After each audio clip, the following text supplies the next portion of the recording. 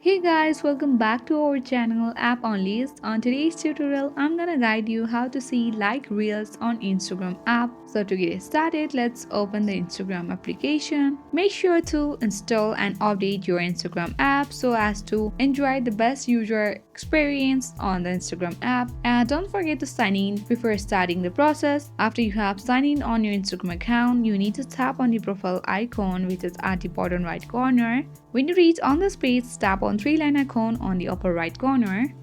Now tap on your activity option.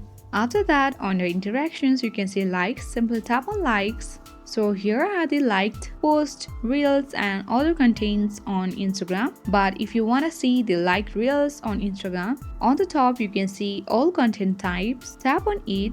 So now tap on reels. So to see the liked reels on Instagram. So here are all the liked reels of Instagram that you have liked on Instagram. So this is how you can easily see the liked reels on Instagram app. Hope so you got the information well. If this video was useful for you, then hit the like button, subscribe and press the notification bell of our channel so to never miss an upcoming video from our channel. Thank you guys.